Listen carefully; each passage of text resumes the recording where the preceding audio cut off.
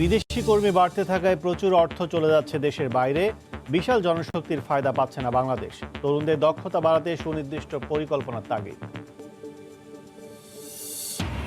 দিনাজপুরে জমজমাট ধানের বেচাকেনা, বস্তা প্রতি দাম বেড়েছে 50 থেকে 300 টাকা পর্যন্ত।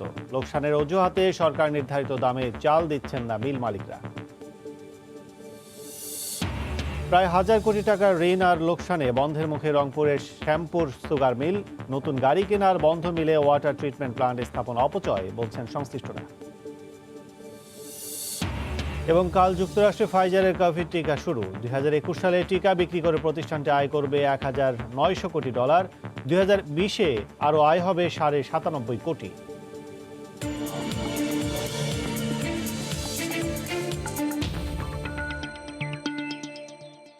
দেখছিলেন প্রধান শিরোনাম। আমন্ত্রণ জানাচ্ছি দেশ ও দেশের বাইরের অর্থ বাণিজ্যের নানা খবর নিয়ে আমাদের নিয়মিত আয়োজন এ সময়ের বাণিজ্যে। আপনাদের সঙ্গে আছি আমি Kajal Abdullah. National defence course 2020 এবং আর্ম ফোর্সেস ওয়ার কোর্স 2020-এর গ্রাজুয়েশন সিরিমনি অনুষ্ঠানে গণভবন থেকে ভার্চুয়ালি যোগ দিয়েছেন প্রধানমন্ত্রী শেখ হাসিনা। সরাসরি চলে যাচ্ছে সেখানে।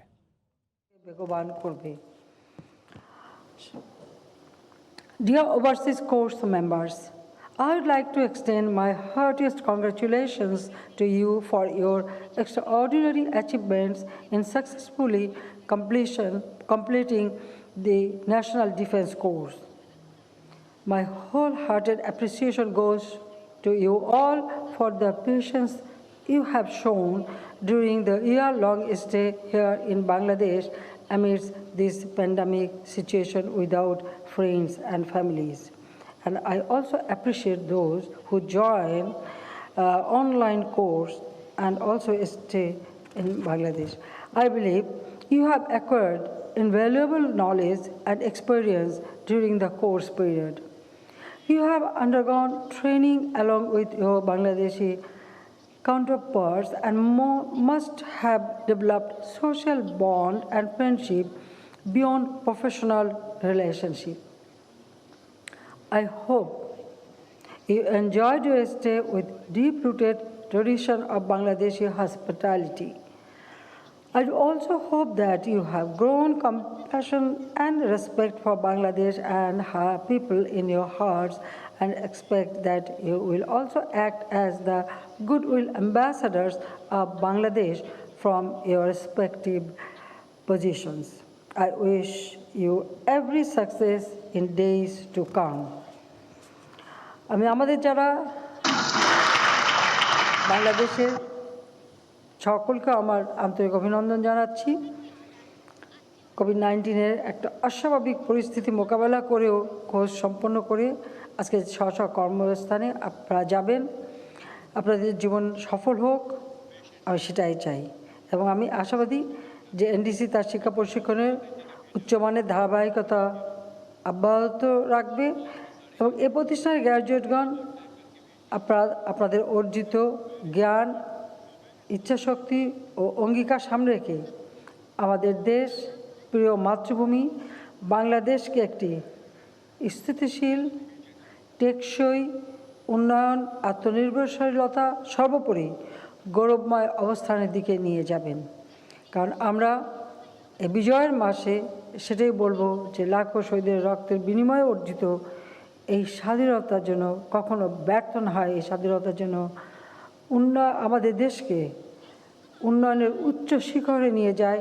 সারা বিশ্বের কাছে আমরা যেন সারা জীবন মাথা উঁচু করে বিজয়ী জাতি হিসেবে চলতে পারি এবং আপনারা যেখানেই যাবেন বিজয়ী জাতি হিসেবে আত্মমর্যাদা বোধ নিয়ে, আত্মসম্মান নিয়ে মাথা উঁচু করে চলবেন। অনেক প্রতিকূলতার মধ্য দিয়েই আমাদের চলতে হয়েছে। তারপর আমি বলবো যে আমাদের যারা আপনাদের প্রশিক্ষণে কাজ করেছেন, এই প্রতিকূলতার মাঝেও পেশাদারিত্বের সঙ্গে এনডিসি ও এএফডব্লিউসি কোর্স সফলভাবে সম্পন্ন এবং পরিচালনা করার জন্য আমি কমান্ড্যান্ট এনডিসিকে আন্তরিক ধন্যবাদ জানাচ্ছি। পাশাপাশি অন্যান্য সকল ফ্যাকাল্টি সদস্য, রিসার্চ পার্সন এবং স্টাফ অফিসারদের আন্তরিক অভিনন্দন জানাই।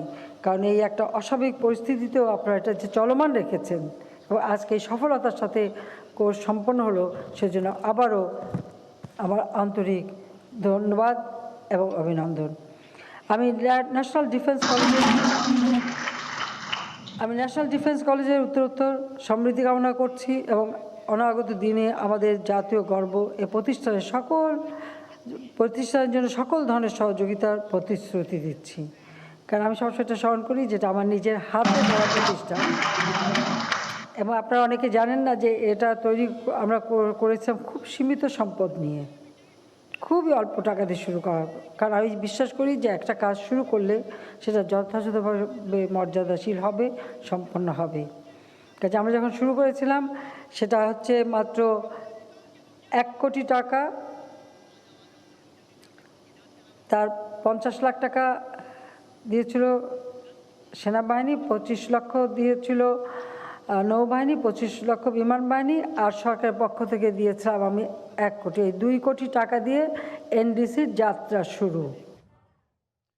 ন্যাশনাল ডিফেন্স ও আর্ম ফোর্সেসের গ্র্যাজুয়েশন সিরোমনি অনুষ্ঠানে ভার্চুয়ালি বক্তব্য রাখছিলেন প্রধানমন্ত্রী শেখ হাসিনা। এতক্ষণ সরাসরি ছিলাম গণভবনে। অবকাঠামোগত উন্নয়নের পাশাপাশি পরিবেশ রক্ষায়ও কাজ করছে পদ্মা সেতু কর্তৃপক্ষ।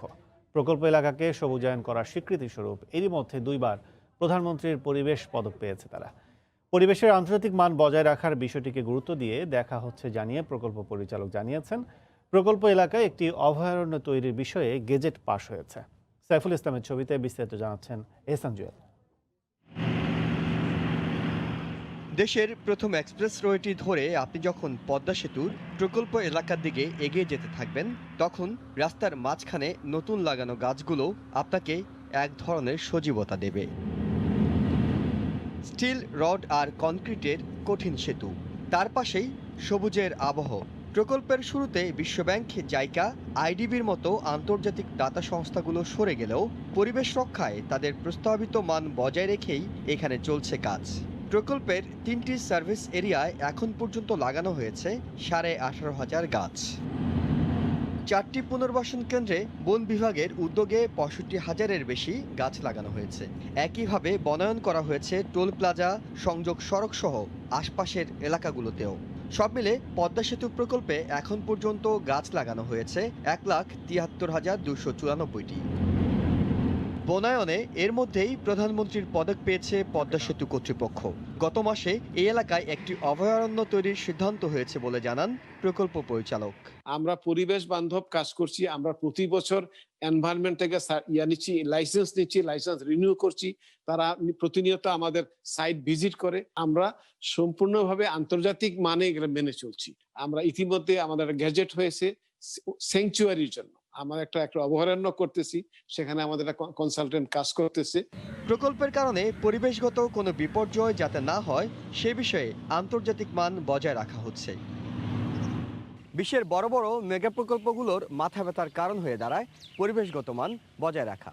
তবে শুরু থেকে কর্মপরিকল্পনা গ্রহণ করায় পরিবেশ বান্ধব হয়ে এগুচ্ছে পদ্মা সেতুর কাজ।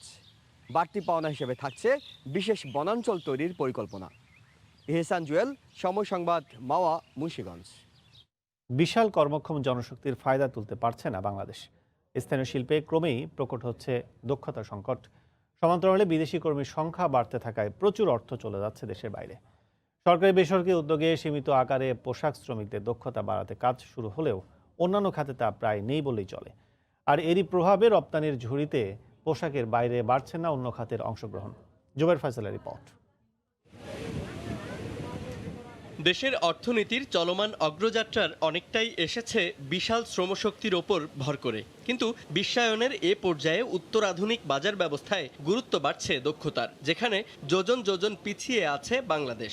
অনেক জায়গায় চাকরি লাগে গিয়েছি, কোনো জায়গায় আমাদের চাকরি হয় না, ছাড়াইয়ে দিয়েছে। ট্রেনিং সেন্টারে কাজ করে বড় আপুরা প্রত্যেক মাসে ওরা 8,000 8,500 টাকা বেতন পাইছে।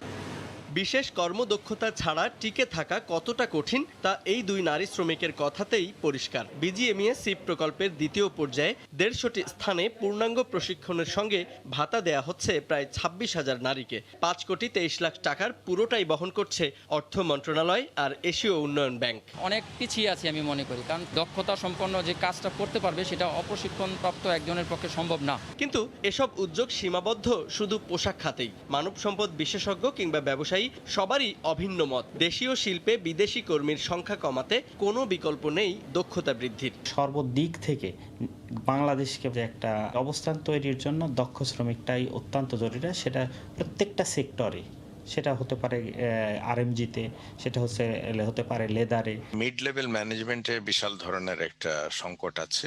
চাকরিগুলো যদি বাংলাদেশি ছেলে হোক অথবা মেয়ে হোক তারা যদি করতে পারতো, তাহলে তো এটা আমাদের দেশের জন্য খুব ভালো হতো। প্রতি বছর ২৬ লাখ মানুষ কর্মবাজারে প্রবেশ করলেও এর বড় অংশই অনভিজ্ঞ।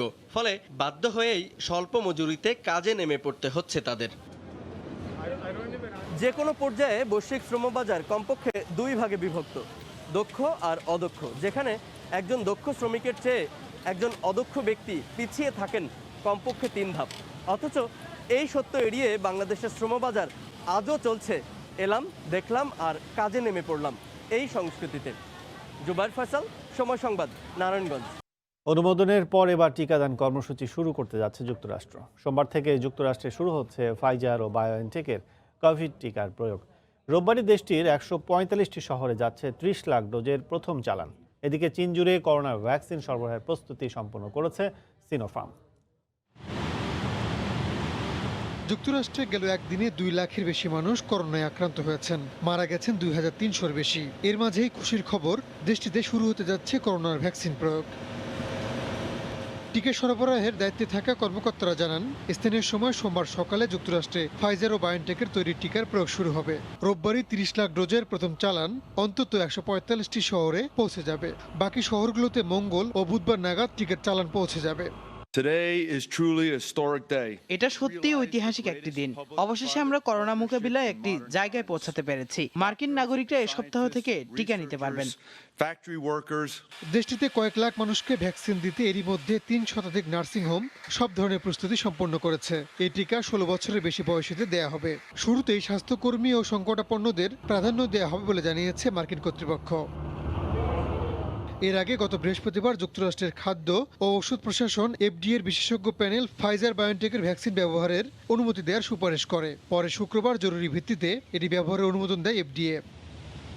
এদিকে করোনা মোকাবিলায় চলতি বছরই অন্তত ৬০ কোটি ডোজ টিকার অনুমোদন দিতে পারে চীন। দেশটিতে করোনার ভ্যাকসিন সরবরাহের প্রস্তুতি সম্পন্ন করেছে সিনোফার্ম। চীনে অন্তত ১৪টি কোম্পানি করোনার ভ্যাকসিন তৈরি করছে, পিছিয়ে নেই ভারতও। করোনার টিকার অনুমোদন পাওয়া মাত্রই দ্রুত গতিতে কাজ এগিয়ে নেওয়ার প্রস্তুতি নিয়েছে দেশটি। রাহানুল রানা, সময় সংবাদ। দীর্ঘ অপেক্ষার পর ফাইজারের কোভিড-১৯ ভ্যাকসিন ব্যবহারের অনুমোদন বিশ্ব মানবতার পক্ষে এক বড় ঘটনা। বিশ্বের কোটি কোটি মানুষের কাছে এটি যেমন সুখবর, তেমনি আনন্দে ভাসছে ভ্যাকসিন প্রস্তুতকারক প্রতিষ্ঠানও। তবে আনন্দ কেবল ভ্যাকসিন আবিষ্কারের সফলতাই নয়, ভ্যাকসিন বিক্রি করে টাকার পাহাড় গড়তে যাচ্ছে ফাইজার। যুক্তরাষ্ট্রের ক্যালিফোর্নিয়া থেকে লস্কর আল মামুনের বিশেষ রিপোর্ট। ওয়াল স্ট্রিটের বিশ্লেষকদের মতে আগামী বছর শুধু করোনা ভ্যাকসিন বিক্রি করেই ৩২ বিলিয়ন অর্থাৎ ৩,২০০ কোটি মার্কিন ডলার আয় করবে যুক্তরাষ্ট্রের দুই ফার্মাসিউটিক্যাল কোম্পানি ফাইজার ও মডার্না। ২০২১ সালে ফার্মা জায়ান্ট ফাইজার একাই আয় করবে অন্তত ১,৯০০ কোটি ডলার। তবে ভ্যাকসিন ব্যবহারের অনুমোদন পাওয়ায় ২০২০ সালের বাকি দিনগুলোতেও তাদের পকেটে ঢুকবে ৯৭ কোটি ৫০ লাখ ডলার। শুধু ২০২১ সাল জুড়েই নয়, পরের ২ বছরও বিপুল অঙ্কের লাভের আশা করছে ফাইজার কর্তৃপক্ষ। তাদের বিশ্বাস, সারা বিশ্ব করোনার টিকাদান কার্যক্রম চালিয়ে গেলে ২০২২ ও ২০২৩ সালে আরও ৯৩০ কোটি ডলার আয় হবে তাদের। অবশ্য ফাইজার তাদের লাভের অঙ্ক ভাগাভাগি করবে জার্মান বায়োটেকনোলজি কোম্পানি বায়োএনটেকের সঙ্গে। এদিকে মানুষের জীবন মৃত্যু সংকটে করোনা ভ্যাকসিন বিক্রি করে ফাইজার মডার্না যখন হাজার কোটি ডলার আয়ের স্বপ্ন দেখছে, তখন তা নিয়ে প্রশ্ন তুলছেন অনেকে। ভ্যাকসিন নিয়ে লাভ ক্ষতির হিসাব যাই থাকুক না কেন, গত ১০০ বছরে ভয়াবহ করোনার বিপর্যয়ের হাত থেকে রক্ষা পেতে এই ভ্যাকসিনই এখন আশার আলো। তবে পৃথিবীর সকল দেশে ধনী গরিব বৈষম্য রোধে এই ভ্যাকসিন সুলভ ও সুষম বন্টন হোক, এমনটাই প্রত্যাশা সকলের। লস্কর আল মামুন, সময় সংবাদ, ক্যালিফোর্নিয়া, যুক্তরাষ্ট্র। অধিকাংশ জমির ধান কাটা মারাই শেষ হয় দিনাজপুরের হাট বাজারগুলোতে ধানের বেচাকেনা জমজমাট। গত সপ্তাহের চেয়ে এ সপ্তাহে প্রতি বস্তায় ধানের দাম প্রকারভেদে 50 থেকে 300 টাকা পর্যন্ত বেড়েছে। কৃষকরা বলছেন দাম সন্তোষজনক হলেও অতিবৃষ্টি, বন্যা এবং পোকার আক্রমণে আশানুরূপ ফলন পাননি তারা। এদিকে চালের উৎপাদন খরচ বেশি হওয়ার অজুহাতে সরকারের সঙ্গে এখনও চুক্তি করেননি জেলার মিলাররা। গোলাম নবী দুলালের তথ্য ও মঞ্জিদ আলম শিমুলের ছবি নিয়ে রিপোর্ট। দিনাজপুরের সদর উপজেলার গোপালগঞ্জ হাটে সকাল থেকেই ট্রাক্টর, রিকশা ভ্যান ভটভটিতে ধান নিয়ে আসেন কৃষকরা। হাটও বেচা কেনায় জমজমাট। গত হাটের চেয়ে এ সপ্তাহে ধানের প্রকার ভেদে প্রতি বস্তায় বেড়েছে 50 থেকে 300 টাকা পর্যন্ত। বিনা সাত, স্বর্ণা, গুটি স্বর্ণা, সুমন স্বর্ণা, হাইব্রিড 28, 29 জাতের ধান বিক্রি হচ্ছে প্রতি বস্তা 2050 টাকা থেকে 2200 টাকা। আর চিকন ধান, জিরা, কাটারি প্রতি বস্তা 3400 থেকে 3500 টাকা। দামও মোটামুটি ভালো আর কি। জিরা ধান যেরকম আমি 3580 টাকা করে বিক্রি করছি। আগে হাটের থাকি ধান আজকে বেশি পাইলাম। দিন দিন যদি এইভাবে দাম আরো বাড়ে কৃষকের মনে আরো খুশি হবে। গত হাটের থেকে আজকে মোটা ধান পার বস্তায় 100 টাকা করে বেশি। আজকে অনেক দাম বেশি, এতে গৃহস্থরা ভালোই পয়সা পাচ্ছে। বর্তমান বাজার মূল্যে ধান কিনে সরকারি নির্ধারিত দামে চাল দিলে লোকসান গুনতে হবে, যে কারণে মিলাররা চাল দিচ্ছেন না। চাল হিসেবে ধানে পড়তা নাই, কিন্তু ধানের বাজার বেশি, চালের দাম কম। এবার ধানের যে মূল্য তাতে কোনো অবস্থাতেই রাইস মিলাররা চাউল গভর্নমেন্টের ঘরে এই দেওয়া তাদের পক্ষে সম্ভব হবে না।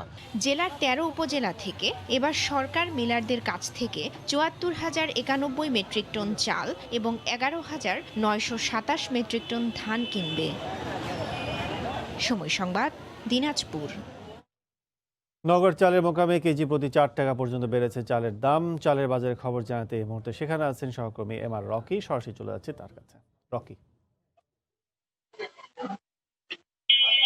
ধন্যবাদ আপনাকে। একটু বলি, গত এক সপ্তাহের ব্যবধানে এই জেলায় কিন্তু চালের দর, বিশেষ করে মোটা চালের দর এবং চিকন চালের দরটা অনেকটাই বেড়ে গেছে। 4 থেকে 5 টাকা পর্যন্ত পার কেজিতে এখানে বৃদ্ধি হয়েছে।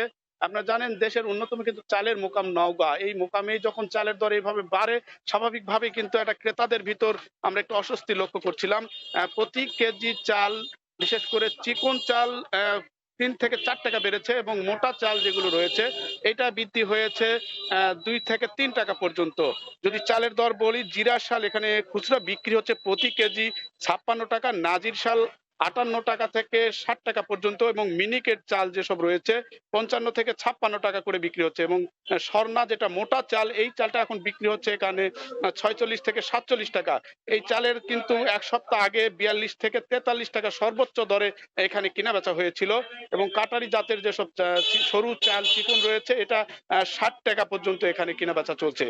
তো স্থানীয় যারা এখানকার ব্যবসায়ী রয়েছেন তারা বলছেন যে হঠাৎ করে কিন্তু বস্তা প্রতি 200 থেকে 250 টাকা পর্যন্ত পাইকারি মোকামে দাম বাড়ানো হয়েছে। এর প্রভাবই কিন্তু এসব পড়েছে খুচরো বাজারে। এবং আরেকটি বিষয় জানিয়ে রাখি, এই ভর মৌসুমে চালের যেসব ক্রেতা রয়েছেন যারা চাল কিনেন তারা কিন্তু বলছেন যে কোনো যৌক্তিক কারণ নেই, তারপরেও আকস্মিকভাবে এই দর বৃদ্ধি তাদের জন্য কিন্তু একটা অস্বস্তির কারণ হয়ে দাঁড়িয়েছে এবং গত 3 মাসে কিন্তু অন্তত 7 থেকে 8 বার চালের দর ওঠানামা করেছে এবং স্বাভাবিকভাবেই 5 থেকে 60 টাকা পর্যন্ত চালের দর এখানে বৃদ্ধি হওয়ার কারণে ক্রেতাদের ভিতর কিন্তু একটা অস্বস্তি লক্ষ্য করা যাচ্ছিল।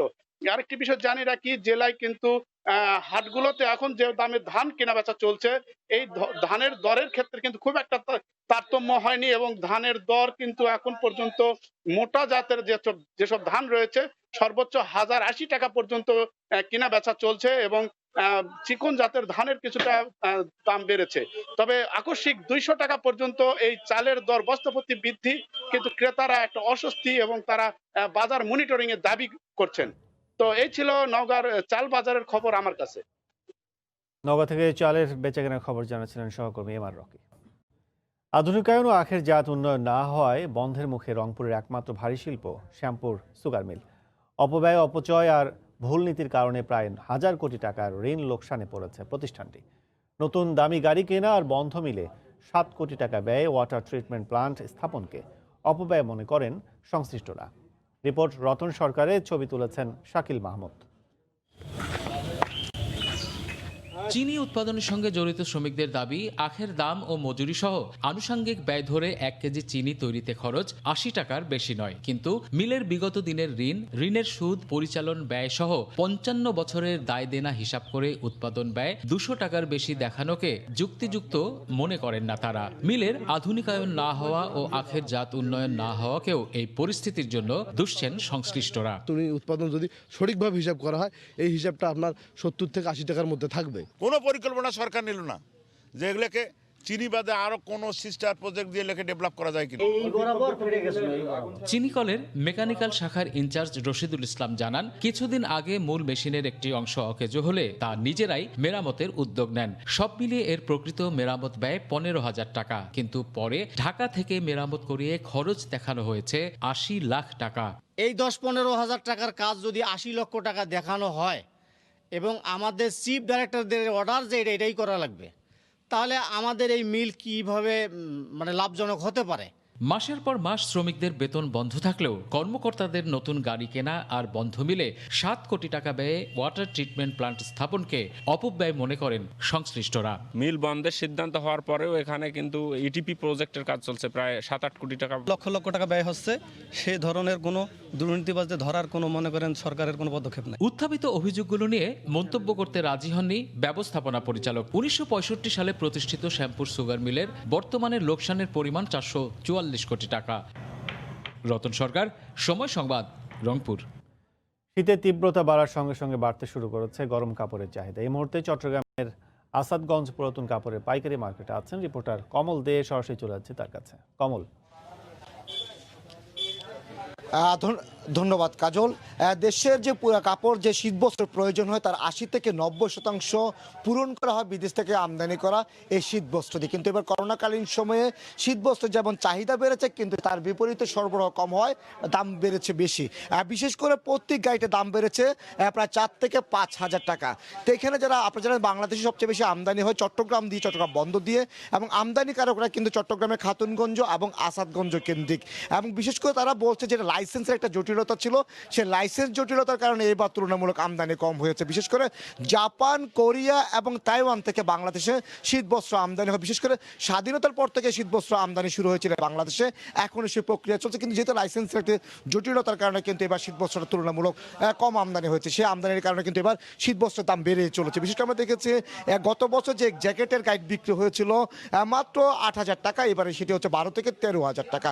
এবং সোয়েটারের গাইড ছিল গত বছর 6,000 টাকা, এটি এবং 8 থেকে 9,000 টাকা দামে বিক্রি হচ্ছে। অর্থাৎ প্রতি গাইতে তারা বলছেন যে 4 থেকে 5,000 টাকা করে দাম বেড়ে গেছে। তো এক্ষেত্রে ব্যবসায়ীরা বলছেন যে এবার গতবারের তুলনায় এবার আমদানি হয়েছে অর্ধেকের কম। কারণ হিসেবে তারা বলছেন জাহাজ ভাড়া বৃদ্ধি, করোনাকালীন সময়ের কারণে কিন্তু তাদের যে জাহাজে করে শীতবস্ত্রগুলো আনতে হয়েছিল সে জাহাজ ভাড়া বেড়েছে কয়েক গুণ, সে কারণেও কিন্তু সে দাম তারা বাড়তি রাখতে হচ্ছে। এবং একই সাথে যে পরিমাণ চাহিদা রয়েছে বাংলাদেশের শীতবস্ত্রের, তার বিপরীতে কিন্তু আমদানি তুলনামূলক কম হয়েছে। যেহেতু লাইসেন্সের একটা জটিলতা ছিল, লাইসেন্সগুলো প্রতি বছরই কিন্তু জেলা প্রশাসকের কাছে হস্তান্তর করতে হয়, এরপর বছর শেষে সরকার কিন্তু সে আবার নতুন করে লাইসেন্স দেয়। কিন্তু এবার যেহেতু লাইসেন্সের জটিলতা করোনাকালীন সময়, সেখানে তাদেরকে চড়া দামে অর্থাৎ 8,000 টাকা দামে লাইসেন্সটা তাদেরকে কিনতে হয়েছে 60 থেকে 70,000 টাকা দামে।